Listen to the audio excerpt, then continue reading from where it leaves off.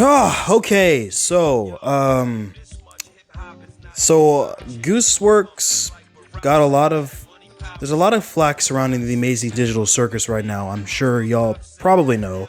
Uh, I honestly just needed to just get my thoughts out on this right now, immediately, before any feeling I possibly have on it is placated by formality or polish in any sense of the word, because this is just quite frankly the most raw thing that I feel because, artists.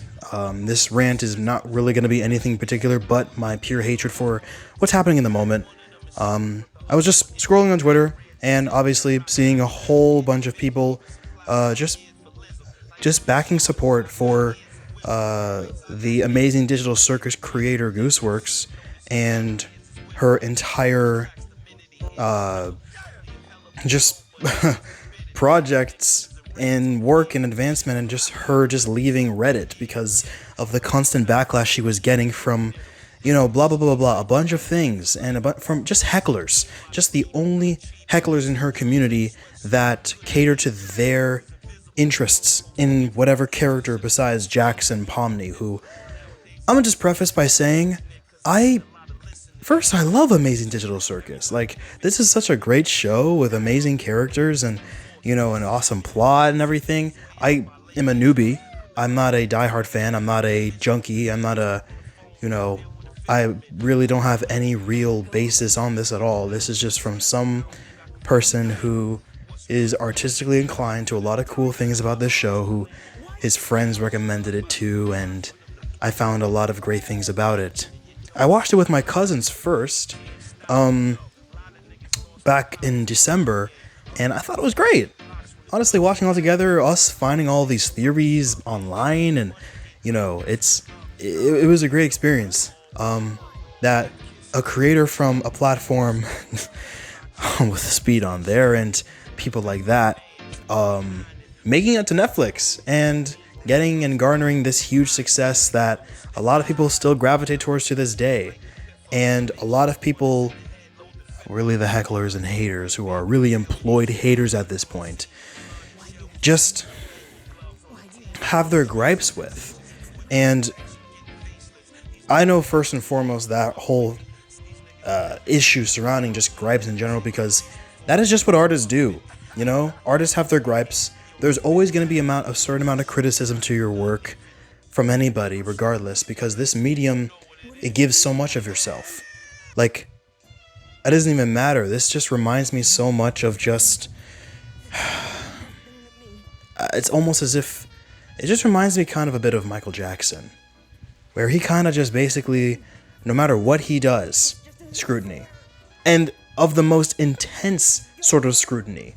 Not this this minor inconvenience that could just derail somebody, but consistent, annoying, nagging complaints, non-existent complaints, mind you, about him that probably contributed to his death and contributed to a lot of artists' death. Like, I can think of Mac Miller with his Blue Slide Park album. I'm sorry, Blue Slide Park. Like, and getting just beaten down with, when I first heard, you all know, when Mac Miller put out that album and Pitchfork gave that scathing review, that probably got him into drugs and why he died. Just, my point is that us artists, people who are in fields that require expression, require any form of self-expression, and just a human imprint on anything, painter, videographer, game developer, sculptor, artist, filmmaker, actor, writer, dancer, and the list goes on and on and on. This thing... Sorry if you hear me walking. I honestly can't think if I have to move while thinking. I'm not I'm a very active person, so sorry if you guys hear any walking in the background, but this is just really annoying for me.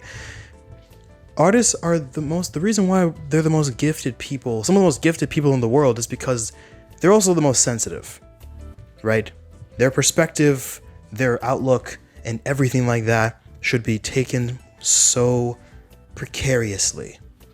And their sense of self-worth can sometimes be so precarious that even the smallest barrage of insults and just demeaning comments from that uncaring side of the fan base is shattering. It's really shattering. And it's something that I don't think any artist should have to go through. Like, I know I read something like, oh yeah, people should definitely look to like Toby Fox for like, you know, if you want to just survive the media scrutiny onslaught, do these things. Never talk to fans. No, that's wrong. I don't think you should just remove yourself from that. Being aware of fandom, the anatomy of a fandom is important. Hence why you don't need to remove yourself from it entirely. Otherwise, they're the people that actively love and support you. And it's like a relationship, right? The way I look at it, it's basically a relationship. Like, any relationship in any medium is between two people. It's just like a dyad. It goes both ways, right? It's like a marriage or a couple. There's no such thing as a good relationship where one aspect or one side prioritizes on what they want and it ends up okay. That just doesn't exist. It doesn't compute, and you're not going to get what you want, and neither are they. It just falls apart very quickly, very easily, and I don't think fans really just see that. Because when you gravitate yourself, like, I'm not saying it's also like, you can love good work. You can love them. You can criticize the things you love as well.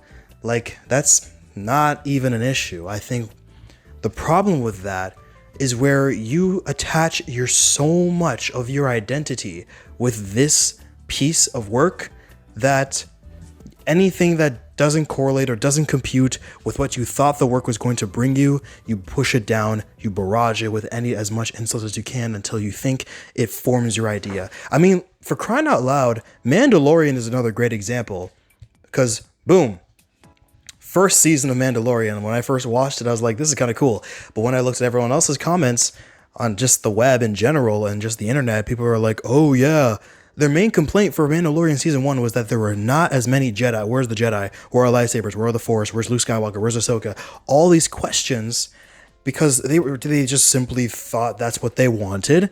And when they got it in season 2 and 3, the show declined and died down, and why no one likes The Mandalorian, besides the movie coming out in May. But honestly, I don't even know if I'm going to watch it. I might watch it. I don't know.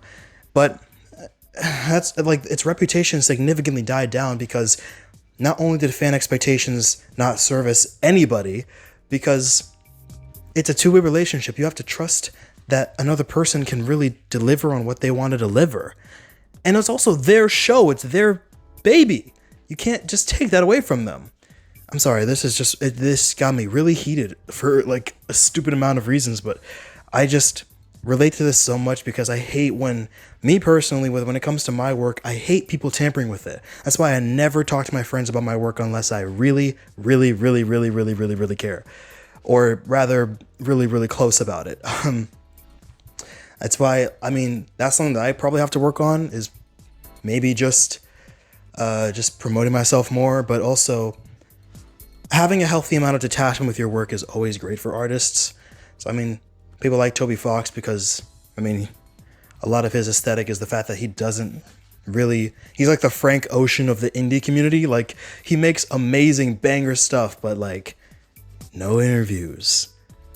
Barely have any photos of him. At least within the past like 8 years. Like, he's notorious for being like that. I kind of see him as the Frank Ocean of the indie game community, indie devs, or just indie community in general, indie creator. And that's something that I feel like a lot of people just are missing out on, or just not bringing as much attention to. Like, you can't just, oh gosh, like, and also just they're people,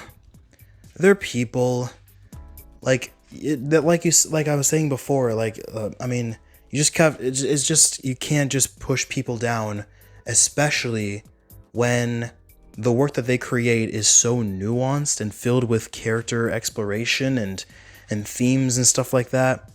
I mean, I was talking with a friend the other day even about this too, where she was commenting on all of her gripes, lovingly, all of her gripes with the newest chapter of Poppy Playtime. And she's talked on Discord for 40 minutes. 40 minutes. And she had no idea that it was 40 minutes. She was like, oh, the time went by? And I was like, yes, it did. So it's just really, like, passion should not be dismissed, but care should not be just diminished either. Caring for a person's art more at the end of the day, I think that's not the issue here. It's also the reason why this got so big, in my opinion, is because one, artists, because they're so sensitive, because we're so sensitive, because we give so much of ourselves into our work, and because we really just hope for the most of our product and most of what we just putting all of our interest and all of ourselves into something, and we get those small people who just bash, and don't care. There's always going to be like that in every fandom. And it's only a big deal because the creator took it so hard. They took it so hard. And it's not the creator's fault. It's not, oh, just be less sensitive. What kind of brain dead idiot do you have to be saying this thing? Like, you have to be really, like, you've really got to be like, wow, I may just actually be Mike Tyson and actually just get off social media and just talk to random people and just deck them in the face. Because this is something that, like, I think people really need to wake up and understand, is that, like, whatever these TikTok grifters slash employed haters online who literally get paid for just hating or whatever, because the rate at which they're hating is almost like it's a 9 to 5. That's my entire point. That's why I keep saying they're employed haters. It's as if they're doing it for a 9 to 5 and then they clock out, clock in, clock out, clock in, like it's just like their daytime or whatever. I hate that so much. Criticism, at the end of the day, it's always, like, honestly, it can improve and make it better. And when you're surrounded by like-minded people, you can really create the most of your art and the most work you could possibly do. And to some, it's an entire spectrum, because artists are, at the end of the day, people. And fans, at the end of the day, in my opinion, I think if there's one thing that... Oh, this is reminding me of Hayao Miyazaki. I know, bad dad, boo. Yeah, I know Hayao Miyazaki's not a bad dad. Or he's a bad dad.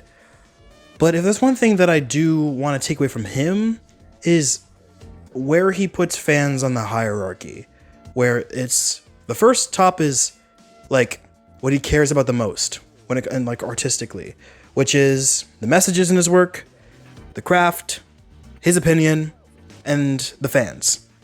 I guess in that order, or something around those lines. Either way, the fans are the last thing he's probably thinking about, or the only thing he never thinks about. The only thing that just escapes his mind. But every creator is different, and that's the beauty of creativity, and that's why these haters are so just immeasurably, infinitesimally, just like, as a community, I think it's time to just band together against, I don't know, just hatred. Like, what the heck happened to Superman and being kind, man? Like, that's my entire point. What happened to doing that? What happened to just... Kindness truly is punk rock nowadays. It truly is. We don't need 2025 to remember that. We need it to be put in 2026, especially now. Especially now. And just... because of how small this really is, because at the end of the day, it's truly small, but that's precisely it. Artists, we really over the small things, because sometimes it happens to me. Sometimes the small things get to me. They do. And I'm sure people watching this, if you are, I'm sure the small things get to you too. I'm sure they're that one comment that just gnaws at your skin. I know it happens with some of my friends. I know one of my friends, she has amazing art, but if there's one comment or one frame of thought that she just can't get behind. It can be really devastating when that is pulled under the rug and not addressed properly with maybe a social media sabbatical or any detox in general. And because we're especially sensitive people who, quite frankly, need regulation. Some form of regulation that allows our work to be what it is without it being burned to the ground. Media literacy has to be risen up. And I've been noticing this a lot too. Like people just being idiots, just like not thinking, like just not thinking. And it's deplorable. It's brutish. It's like we're cavemen who just have phones. Some people don't. I think some people just don't deserve to have phones. Some people just don't deserve to have phones, and quite frankly, they just got to go outside and understand. Hey, I can get punched in the face for my opinions. But yeah, it's truly just in the industry. Of course, there's not much we can do to really just delete the concept of grifters and haters.